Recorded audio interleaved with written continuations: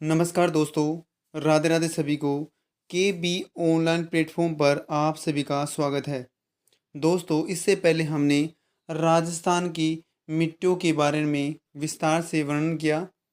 आज हम दूसरे टॉपिक सेम की समस्या और महत्वपूर्ण फैक्ट्स के बारे में विस्तार से वर्णन करेंगे। तो दोस्तों, आइए शुरुआत करते हैं।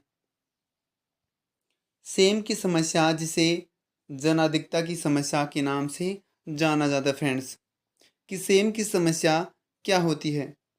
रेतीले मरुस्थल में जमीन के नीचे एक विशाल चूने पत्थर की चट्टानों का विस्तार है, जिस कारण नहरों एवं नदियों से रिसने वाला पानी जमीन में अधिक गहरे तक नहीं जा पाता है, जिसके परिणाम स्वरूप ऐसे स्थानों पर दलदल देखने को मिलता है। दोस्तों, इस प्रकार का जो उत्पन्न दलदल है, उस दलदल की समस्या को ही सेम की समस्या या जनाधिकता की समस्या के नाम से जाना जाता है फ्रेंड्स। अर्थात नीचे से ऊपर की ओर कोशिकाओं द्वारा रिसाव की प्रक्रिया से पश्चिमी राजस्थान की मिट्टियाँ अम्लीय तथा क्षारीय बन जाती हैं, जिसे सेम की समस्या के नाम से जाना जाता है। सेम की समस्या सर्वाधिक कहाँ पर होती है? इंदिरा गांधी एवं गंग नहर सिंचित प्रदेशों में सेम की समस्या बहुत ज़्यादा होती है। दोस्तों, नेक्स्ट चर्चा करते हैं। दोस्तों, राजस्थान के हनुमानगढ़ जिले का बड़ोपल, भगवान दास, देईदास, कनवानी, गंदेली, जो नोहर एवं रावतसर के बीच का जो क्षेत्र है, गंदेली के नाम से जाना जाता है। ये सभी क्षेत्र सेम प्रभावित हैं। दोस्तों, नहरों की दृष्टि से सेम प्रभावित जिलों में हनुमानगढ़ प्रथम स्थान पर आता है। दोस्तों, जबकि नहरों की दृष्टि से सेम प्रभावित जिलों में दूसरे स्थान पर श्री गंगानगर आता है। दोस्तों, पहला हनुमानगढ़ और दूसरा जिला श्री गंगानगर। इंदिरा गांधी एवं गंग नहर के उद्गम स्थलों क्रमशः हरिके बैराज एवं हुसनेवाला से इनके राजस्थान में प्रवेश स्थलों क्रमशः मस्तावाली हेड जो हनुमानगढ़ में है, शिवपुर हेड जो श्री गंगानगर में है, तक पंजाब के कुछ क्षेत्र भी इन नहरों के कारण सेम प्रभावित है। दोस्तों, राज्य में इंदिरा गांधी नहर परियोजना क्षेत्र में करीब 1.8 लाख हेक्टेयर भूमि लवणता एवं क्षारता से प्रभावित है। दोस्तों, इसमें से सेम ग्रस्त भूमि 64,000 हेक्टेयर भूमि है। दोस्तों, सेम की समस्या से सर्वाधिक प्रभावित जिला हनुमानगढ़ है और सर्वाधिक प्रभावित गांव बड़ोपल है। दोस्तों, इंपॉर्टेंट फैक्ट है। दोस्तों,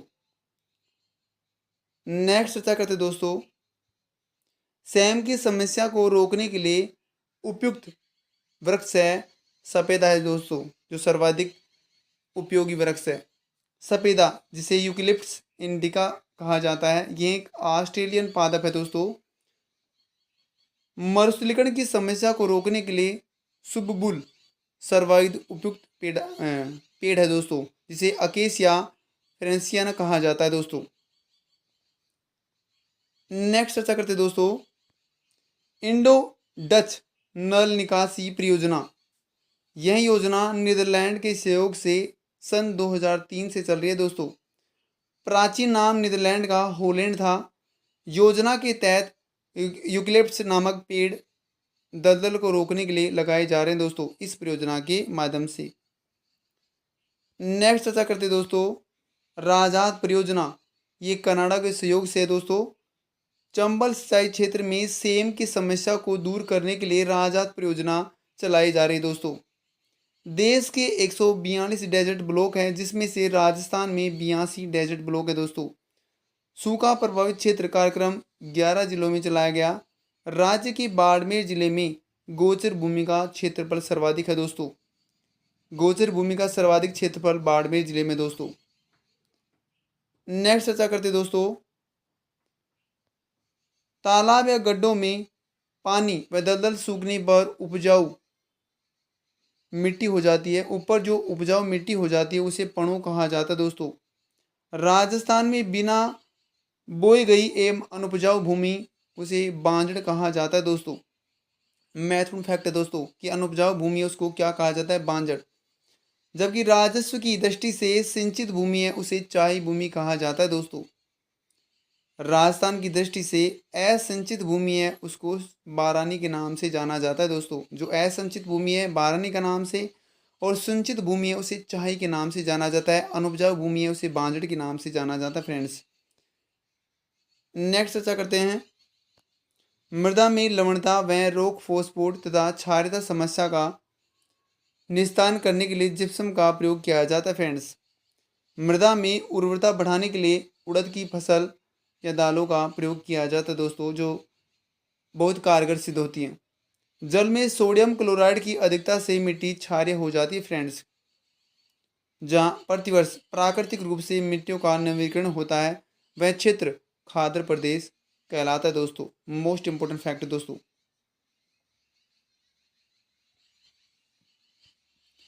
नेक्स्ट चर्चा करते हैं, मिट्टी की निचली सतह से ऊपर की ओर कोशिकाओं द्वारा जल रिसाव से पश्चिमी राजस्थान की मिट्टी अम्लीय और क्षारीय तत्वों से संसिक्त हो जाती है। राजस्थान में धौलपुर, करौली, सवाईमाधोपुर एवं कोटा अवनालिका मृदा अपरदन से गंभीर रूप से ग्रसित है दोस्तों।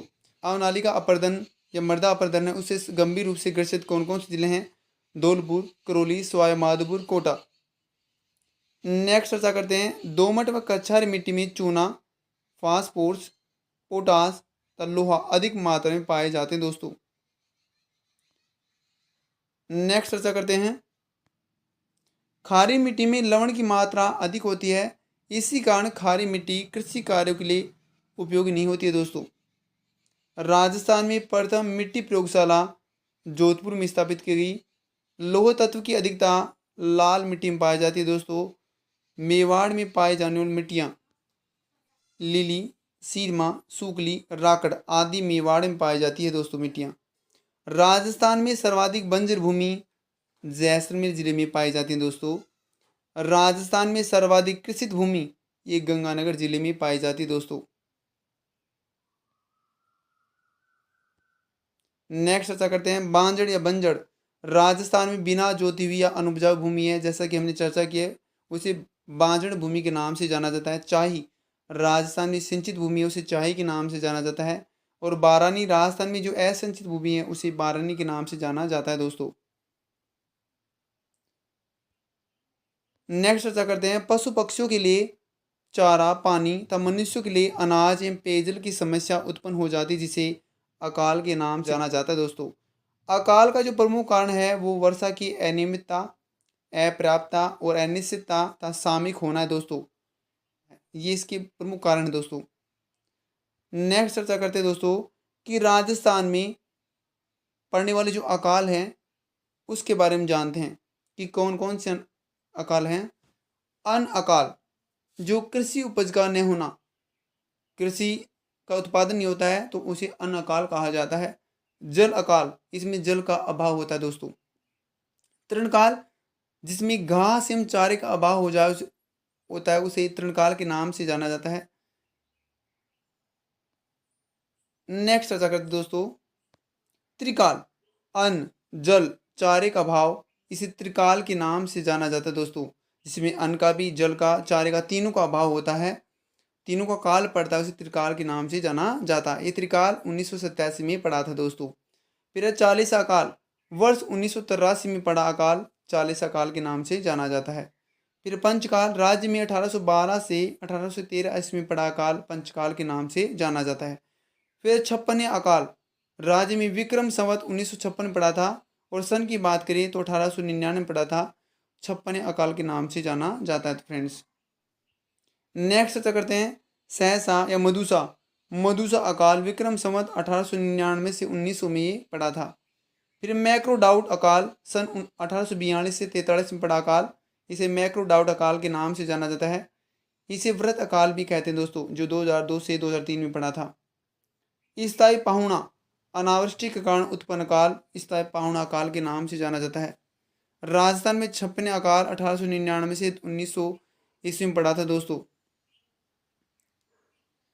नेक्स्ट चर्चा करते हैं दोस्तों, मरुस्थलीकरण। मरुस्थलीकरण किसे कहते हैं? मरुस्थल का अर्थ होता है दोस्तों मृत भूभाग, वह भूभाग जिसमें सतही जल का अभाव हो एवं जहाँ की मिट्टी में जैविक तत्वों में नमी का अभाव पाया जाता है उसे मरुस्थल का जाता है दोस्तों। राजस्थान के 61.11% भाग में मरुस्थल का विस्तार है दोस्तों। उपजाऊ एवं अमरुस्थलीय भूमि का मरुस्थलीय भूमि में परिवर्तित हो जाना मरुस्थलीकरण कहलाता है दोस्तों।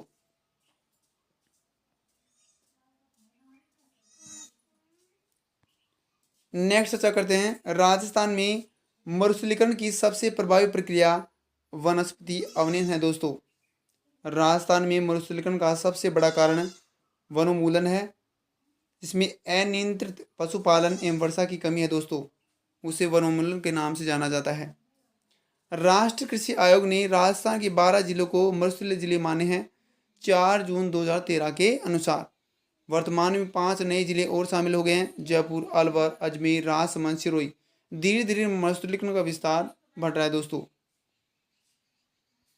नेक्स्ट चर्चा करते हैं दोस्तों जोधपुर में केंद्र शुष्क क्षेत्र अनुसंधान कादर की स्थापना की गई मरुस्थल के विस्तार को रोकने के लिए दोस्तों। पश्चिमी क्षेत्र सर्वाधिक प्रभावित है, जिसमें बाड़मेर, जोधपुर, जैसलमेर, बीकानेर एवं जालोर जिले आते हैं दोस्तों। जबकि अर्ध शुष्क क्षेत्र हैं नागौर, सीकर, झुंझुनू, चूरू, अजमेर, दौसा, पाली जिले आते हैं। जबकि गंगानगर, हनुमानगढ़ एवं बीकानेर में भी ये मरुस्थलीकरण विस्तार बढ़ रहा है दोस्तों। वर्तमान में लगभग 67% भाग मरुस्थलीकरण की चपेट में दोस्तों। राजस्थान में 31.31% भूभाग रेतीला है दोस्तों। 17 जून 2016 को राजस्थान के कादरी संस्थान में इसरो अहमदाबाद ने मरुस्थलीकरण एवं भूक्षरण एटलस का विमोचन किया दोस्तों। महत्वपूर्ण फैक्ट है दोस्तों। नेक्स्ट चर्चा करते हैं दोस्तों सूखा संभावित क्षेत्र कार्यक्रम। इस योजना का प्रारंभ 1974 से 75 में किया गया। 1 अप्रैल 1999 से केंद्र एवं राज्य सरकार का 75:25 का योगदान रखा गया दोस्तों। वर्तमान में राजस्थान के 11 जिलों में ये सूखा संभावित क्षेत्र कार्यक्रम चलाया जा रहा है, जिसमें प्रमुख जिले आते हैं दोस्तों अजमेर, बांसवाड़ा, बारा, भरतपुर, डूंगरपुर, झालावाड़, करौली, कोटा, सवाई माधोपुर, टोंक, उदयपुर आदि 31 खंडों में ये कार्यक्रम चलाया जा रहा है। अजमेर से ब्यावर हो गया दोस्तों, भरतपुर से डीग हो गया, इधर उदयपुर से सलूमरी भी हो गया दोस्तों। नेक्स्ट चर्चा करते दोस्तों मरु विकास कार्यक्रम। ये मरु विकास कार्यक्रम केंद्र सरकार द्वारा प्रारंभ किया गया 1977 से 78 ईस्वी से ये प्रारंभ किया गया दोस्तों, जिसे 1 अप्रैल 1999 को केंद्र व राज्य के 75:25 के योगदान से प्रारंभ किया गया दोस्तों। नेक्स्ट चर्चा करते हैं राज्य के 16 जिलों में और 85 खंडों में संचालित है, जिसमें अजमेर, बाड़मेर, बीकानेर, चूरू, हनुमानगढ़, जयपुर, जालोर, जोधपुर, झुंझुनू, नागौर, पाली, राजसमंद, सिरोही, सीकर, उदयपुर जिले शामिल हैं दोस्तों। अब अजमेर से ब्यावर हो गया, बाड़मेर से बालोतरा हो गया, जयपुर से कोटपुतली बहरोड, जोधपुर से फलोदी, उदयपुर से सलूमर जिला हो गया दोस्तों।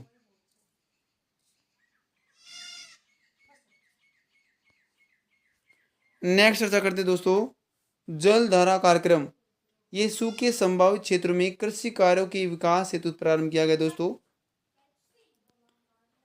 नेक्स्ट चर्चा करते दोस्तों फूड स्टैंप योजना। ये 15 अगस्त 2004 से प्रारंभ की गई है। इसका उद्देश्य भूख से होने वाली मृत्यु को रोकना है दोस्तों। फूड स्टैंप योजना जो 15 अगस्त 2004 से प्रारंभ है दोस्तों। नेक्स्ट बात करते हैं दोस्तों सूखा सुरक्षा कवच योजना। ये agriculture insurance company of India company द्वारा संचालित है दोस्तों। आपदा प्रबंधन प्राधिकरण इसका गठन 6 जुलाई 2003 को किया गया दोस्तों। आपदा प्रबंधन प्राधिकरण है, इसका उद्देश्य राज्य में प्राकृतिक एवं मानव जनित आपदाओं को रोकने के उपायों के लिए मार्गदर्शिता तय करना है। इस संगठन का अध्यक्ष राज्य का मुख्यमंत्री होता है दोस्तों।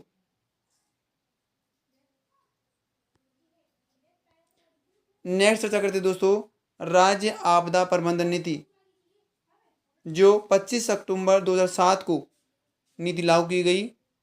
आपदाओं के प्रबंधन एवं उनसे बचाव के लिए की गई दोस्तों। GOI UMDP disaster risk reduction, ये राज्य के 3 जिलों में से जोधपुर, जैसलमेर, अलवर में संचालित है दोस्तों। नेक्स्ट चर्चा करते हैं दोस्तों, राजस्थान में 1 अगस्त 2007 से आपदा प्रबंधन अधिनियम 2005 लागू किया गया दोस्तों। आपदा प्रबंधन अधिनियम 2005 की धारा 14 की अनुपालना में मुख्यमंत्री की अध्यक्षता में 6 सितंबर 2007 को राज्य आपदा प्रबंधन प्राधिकरण का गठन किया गया दोस्तों। राज्य आपदा प्रबंधन प्राधिकरण का गठन कब किया गया? 6 सितंबर 2007 को।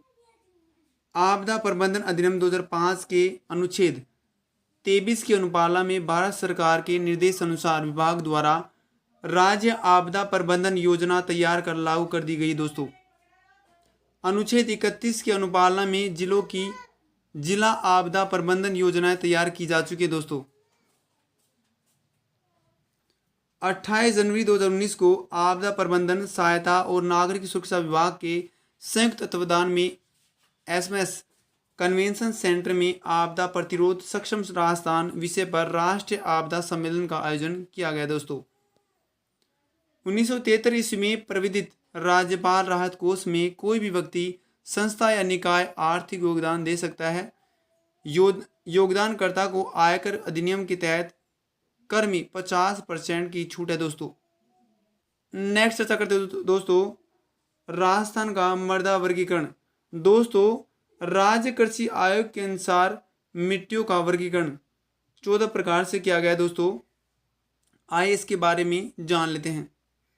पहला प्रकार है दोस्तों साइरोजेक्स, जो गंगानगर जिले में पाई जाती है दोस्तों। साइरोजेक्स मिट्टी गंगानगर जिले में पाई जाती है। नेक्स्ट दोस्तों रेविना प्रकार की मिट्टी या मृदा, जो गंगानगर जिले में पाई जाती है दोस्तों। तीसरे नंबर की मृदा आती है मरुस्थलीय मृदा, डेजर्ट सोइल्स, जो गंगानगर, चूरू, झुंझुनू, बीकानेर, जैसलमेर, नागौर, बाड़मेर, जोधपुर एवं सीकर जिले में पाई जाती है। बाड़मेर के बालोतरा में भी, जोधपुर के फलोदी में भी पाई जाती है।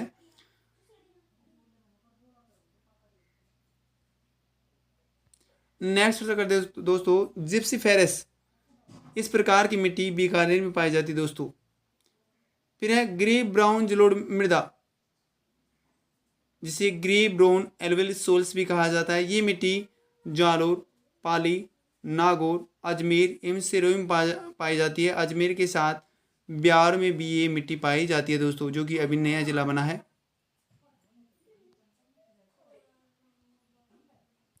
नेक्स्ट चर्चा करते हैं दोस्तों नॉन कैल्सिल ब्राउन मृदा, जो कि जयपुर, सीकर, झुंझुनू, नागौर, अजमेर, अलवर के साथ खैरतल, तिजारा, अजमेर में ब्यावर, जयपुर में कोटपुल, बहरोड आदि जिलों में ये नॉन कैल्सिल ब्राउन मृदा पाई जाती है दोस्तों। नेक्स्ट है नवीन जलोढ़ मृदा, ये अलवर, खैरतल, तिजारा, भरतपुर, डीग, सवाई माधोपुर एवं जयपुर तथा कोटपुली, बहरोड जिलों में पाई जाती है दोस्तों। नेक्स्ट चर्चा करते हैं दोस्तों पीली भूरी मृदा, जो जयपुर, टोंक, सवाई माधोपुर, भीलवाड़ा, चित्तौड़गढ़, उदयपुर के साथ सलूमबर, जयपुर के साथ कोटपुल, बहरोड आदि जिलों में पीली भूरी मृदा पाई जाती है दोस्तों। नेक्स्ट है नवीन भूरी मृदा, जो भीलवाड़ा, अजमेर, ब्यावर में नवीन भूरी मृदा पाई जाती है दोस्तों। 10वें नंबर की आती है दोस्तों पर्वतीय मृदा, जो भीलवाड़ा, अजमेर में और ब्यावर में पाई जाती है दोस्तों। नेक्स्ट चर्चा करते हैं दोस्तों लाल सोम मिट्टी, जो डूंगरपुर, बांसवाड़ा में पाई जाती फ्रेंड्स। 12 नंबर की आती है दोस्तों काली गहरी मध्यम प्रकार की मिट्टी, जो कोटा, बूंदी, बीरवाड़ा, चित्तौड़गढ़, भरतपुर एवं झालावाड़ जिलों में पाई जाती है फ्रेंड्स। 13 नंबर की जो मृदा आती है दोस्तों कैल्सी ब्राउन मरुस्थलीय मृदा, जिसे डेजर्ट सोल्स कैल्सी ब्राउन भी कहा जाता है। ये जैसलमेर, बीकानेर जिले में पाई जाती है फ्रेंड्स। नेक्स्ट है दोस्तों मरुस्थल एवं बालू का स्तूप, 14 नंबर की जो मिट्टी है ये जोधपुर, बाड़मेर, जैसलमेर, बीकानेर जिले में पाई जाती दोस्तों ये थे राज्य कृषि आयोग के अनुसार मिट्टियों के प्रकार। तो दोस्तों मिट्टियों से संबंधित ये जो क्लास है आज समाप्त होती है। नेक्स्ट वीडियो में, नेक्स्ट क्लास में हम नेक्स्ट टॉपिक के बारे में विस्तार से वर्णन करेंगे दोस्तों यदि आप इस चैनल पर नए हैं तो प्लीज़ चैनल को लाइक करें, सब्सक्राइब करें ताकि वीडियो समेत नोटिफिकेशन आपको तुरंत मिल जाए।